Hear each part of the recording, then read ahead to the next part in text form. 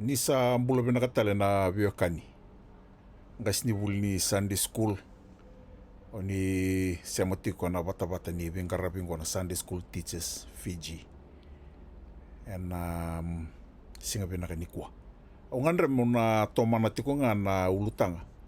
O wabi wasi tiko meiki na tomanda. And mateni video wambiti tiko ya ni say kwa na nonda rawa ni wakatabuli na nonda Sunday school. Na kena vi wala mero ni waka vinakataka na nonda vingarabi vi rana lubanda say teaching your Sunday school creatively and rede tiku mai na mateni video o waka rauta tiku yani na dava na vuna menda vi waka vulidi kina na kena vi wala ungo baleta ni kenda ndangarabo tiku endona kalu a creative God da rede tiku mai na nonda vuli tomanda na vika da kaba na kalu kaba katakila na nona creativity baka talenga kina nonda ibalabal ni vita vulidi vi baka tabulidi me creative me kuani ndo tunga wa dabuta sa rauta ni ra predicta ko irna lubenda na ibalabala ni nonda vaka Sunday school na singa binaka ni kwa ni udabutango na teaching your Sunday school creatively nda sakilati ko ya ni ndangarabo ndona kalo who is a creative God okay nda sana reda saramanda na dabo so itsina kai kubuti ena nomu wakatawuli dirna na isoli ena vei wala ni vei wakabulidi me ramakutukina se eratalitaka na mai Sunday school ena vei singatambu mateni ka menda kila nangas ni wuli di sembera nyo implementaka na vei method ni vei wakabulidi se na no mo implementaka na creative ways of teaching tomanda vi kenda nangas ni wuli ndondo no mo kila na iwala ni nonra wuli ka oira na lubenda se oira nangone ratiko na nonda kalasi se rando udabuta so you need to know your audience okay na vi wala se na wala ni nona wulika o kwa nangone ndambitiko vi matamu na vi singatambu na matakabina kanikwa na reda tomanda na kene matai sei kwa na kinesthetic learner se oira rando wakatokaitu na hands-on learner okay ni osa tiko na ngoni Sunday school na singatambu ona reda o erna ngon lalai kwe vatungo na nonra iwala ni nonra wulika go erna ngoni ko na reda rangone active okay go baka bimbi baka lebu berna ngone ambaki tolu ke na ambaki ono so talenga retiko na be ambaki vaki ya rango ko rasindo ni tu baka ndua okay era wuli bango era ya babala tiko nga era toro tiko ndana kau se peni kau era muku te tiko nonra te nonra ndambe se iko na reda na linganra ni na ya babala toko nga se ni ona sule vira merada kaba ndona ka na sini ndambe tiko nga medaka ona reda ni bakae ni wili ngustaka tiko ndona ka na vi tombale wa boki tiko na loma mbeka ni no mukalasi so ngona sanda ndo vunruani ndambe ratiko bandua senga viokani viketa nanga stibuli menda kila ni sovirna lubenda vatungo na ibalabala ni nonra vulika era vulida ni ratarana ka vidanga ka ubina katamu baka bimbita veirna ngonera vangona nonra ibalabala ni vulika era vuli ni ratara vangona karabakador okay eranda ubakanda murmuri anaka baka tabuli ditiko eranda ubakanda murmuri anaka baka tabuli ditiko okay rhythmic movement na kena ndo vabutu balang go erna na kena ndo baka tabuli dindo na sere ngai salamure bata tugani na kena action okay read your Bible, pray every day ngai lawa watu kana kena action se sonangon andando dakapa na action Bible memory ya na nona rauni wakatavulidhi na tikini wola tambu ngai salamure watatiko na nonda action, okay? We na might rinithavuti vango mighty God, okay? Ninda thakava tiko na iwalavala ni vi wakavulidhi wakango rongava ngo me vuki ngone ko e vango na iwalavala ni nonra vulika era vuli tara era ndo wakatakila se wakatoto wataka na vika e soliveira. They love to identify and match objects. Ni ona rivir na ngoni ngoni randambe na torobata ni ratorna lego era tuvana bata ka na kaira roka bata era mata ina vakava na vikango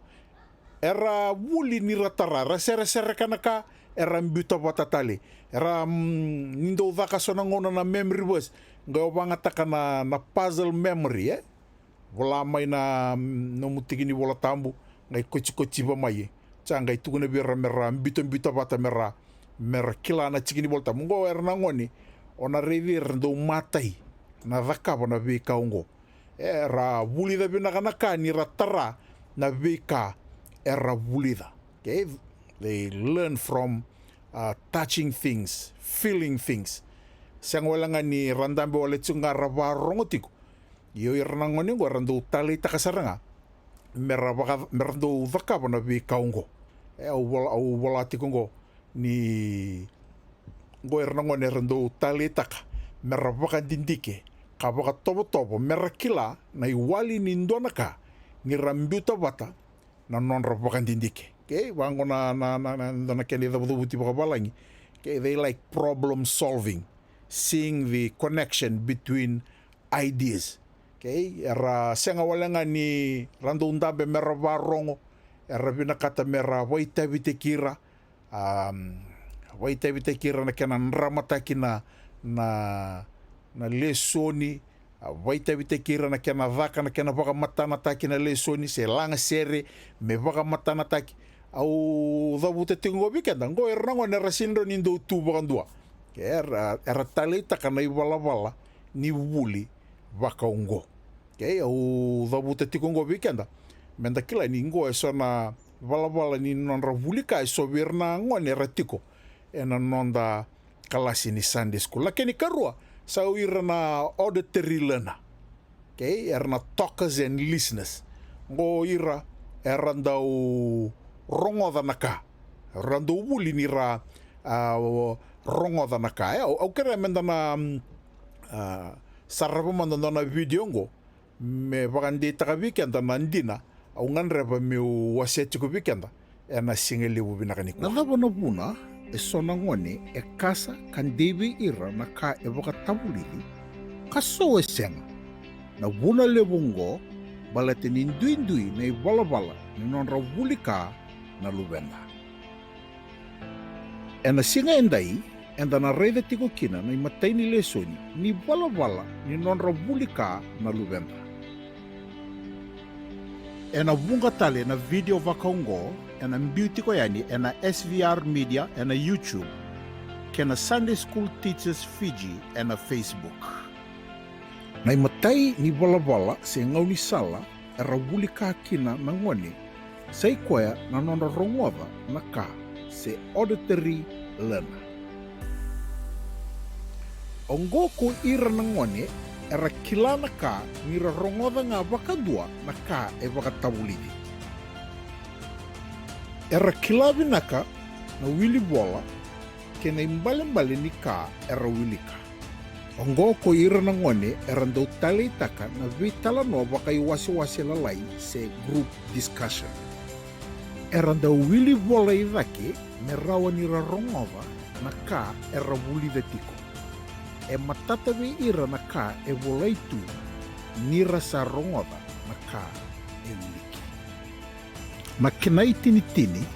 ongoko ira na ngone era ndo tala no taka ka viwa se taka na ka era wulida. Kebaka ko tale taka na video ngo subscribe na channel ngo ka like taka na video.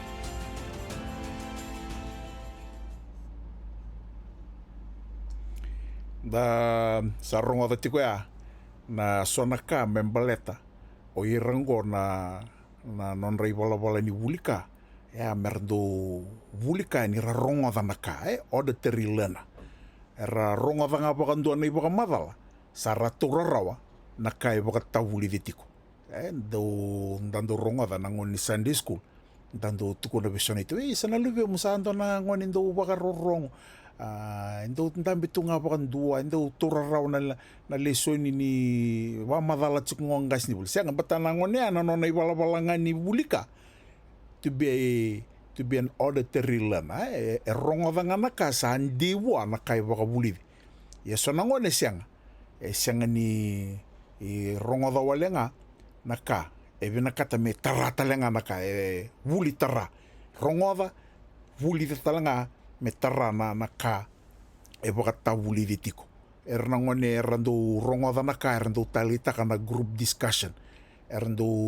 talita kana Bible memorization merdo wili kana tigani wola tambo merangay do dabu nganga taka na wili ngusutaka na weitikini wola tambo mbambalab go nangone ka rabaka tokai mera auditory learner koya na buna niko sa tiko nangon ni Sunday school identify taka tiko na learning style ni non nangon lalay se wir na mu learning kalasi go mandanga ke kalasi ni youth se kalasi ni ngasi onaronyo kila na nanduindu yongo ya bunga bikenda nangasi na bulitara sa senga soitsare sen sa anda sa matuana non tapakananan sa raungan ninda rongoda se reda na kanda sa turaro ya virna lubenda so na kango menda identify taka nangone ko bulida na ka ni tara rongoda talanga na ka ko ronga ni bulida na ka ni sa rongoda nga na ibaka madala se na bika baka tabuli di bua se no na nala komele vai tabe na group discussion ngo nangone ko rando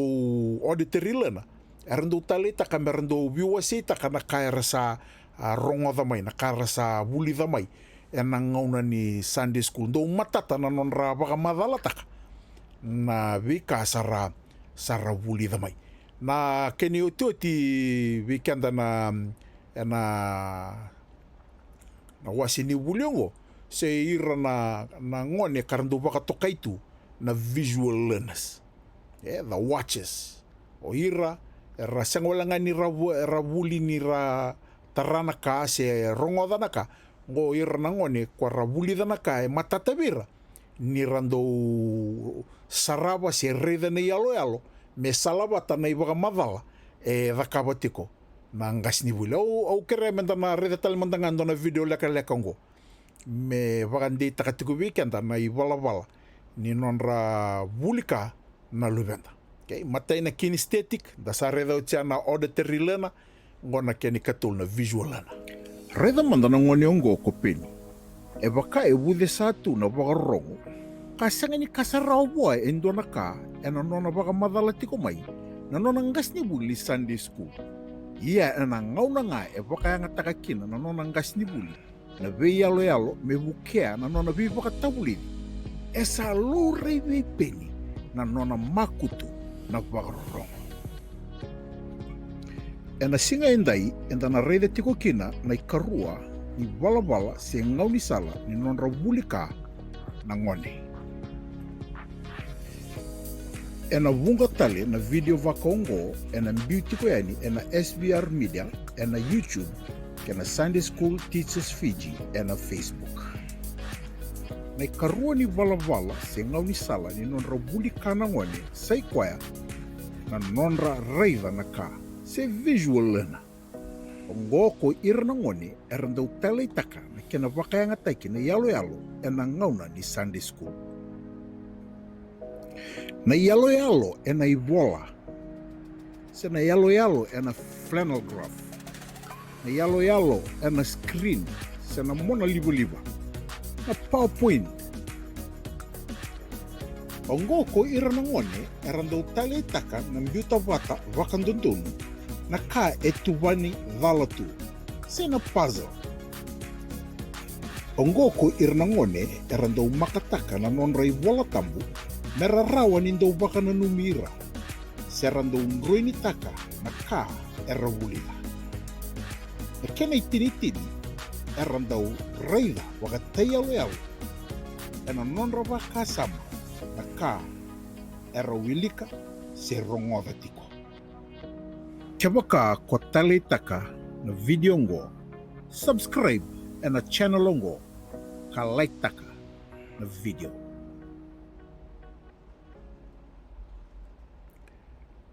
Say koe ana lai wala ni nona wulika endua koe ndu tale taka me sangwelanga ni rongoda,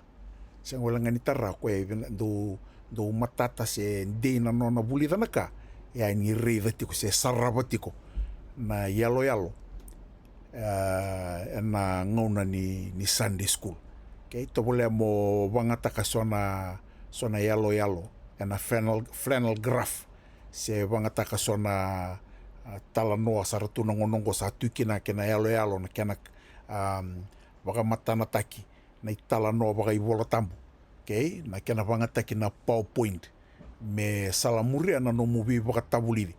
Ona reda ni ndei na nonra kilanaka ni sangwalanga ni raronga sangwalanga ni ratara ena nonra reda sarachunga na kaya baka tabulidi veira tukuna bango ndua na tamata endo vakaba endo na baka ndindike bango kwa visual learners need to see it to understand. Okay, we retain 10% of what we hear. Okay, we retain 20% of what we read, but we retain 30% of what we see. Ito mandangana le tolu ya. Matamata wulida na ka sangwalanga ni rongoda sangwalanga ni wilika. Ya reida talangana kena yalo elebuda kena ka retain tako kwa ni woti endua na kalasi. Okay, ia ni odanga ida kababata na ni reida ka rongoda na ka we retain 50% of what we see and here, but we retain 70% of what we say. Nanonda sa tika wumo ranyo dhavuta naka o se wasea naka o sa vuli vetiko. Ya, kebaka monga vakaba se o reida naka baka tabulidi ka o baka tebitekiko kina dhavuti bongo. We retain 90% of what we hear, see and do. Au dhavuti tuko weekenda ena segment ni wuliengo, okay, teaching our Sunday school creatively. Mata isaranga kila ni kenta ngarabo tuko na kalu. Au dhavuti tuko is very creative. Monga apply takamaya ena no mumbol mata kenta keda na tamata tambu sakani. Okay, we have that creativity in us. Sianga wala ngoya. May tiki wuni no movie baka bulidi meroni binaka no movie ngara matai mo kilasaranga na no mu audience. Okay, their learning style, whether they are kinesthetic learner, hands-on learner, say an auditory learner, kwendo wulinga ni sarin rongo dangana se ndu ko visual learner. Au ndo reida be na nongo experience ni vaka Sunday school tuko mai. Kenda nangoni toukei, lebu nangoni toukei. Endando talita kana na wuli ninda reida na ka saraba na ka endo undendre bikenda na wuli ka tsukunga na ka ya ninda saraba endo baka ndo matata ya mdanga bi eu personally ni wuli kana Treasure Island na ngoni wuli klasi walu ni wuli ka tsukunga na iwola ndendre bi mo understand ta kana ka wuli ka tsukunga ya ni usaraba na kena yelo na Treasure Island sangai matata veo na kauili kachiko na kae batenu sangai saraba na kena yalo se na Silent One nyo wili kachiko ni bola chango ile saraba na kena yalo sangai matata viko na kae da wuli de chana ngoni wuli ya bakatale ngakina ninda lakome na Sunday school kia bakau sa tala no tunga week in week out tala no tunga ya ona reda na erna board na nomo erna vude sana va rongo erna mate mai io nio varitaka na yalo nio vivakatavulidi ngai salavata na kena vakamatana taki na itala nongo ronga erna makutu na ngone na vakarorongo ena nomu vivakatavulidi ena ngauna ni Sunday school meutinianga okay teaching creatively matai ni kanda sa me vuli ngoni kwa mokila na ivalavali ni nonra vuli kana ngoni kwa na ngone ngai vakaruta ka kinu no mulesoni na no mulesoni me sa kubuta keletiko so na ka me rotir na kinesthetic lena so na action me la ko kina so na kamera da kaba me vaka murumure na ngas ni vuli okay so na bonua raunga nyo tala noa wili ka vira ndona tikina lai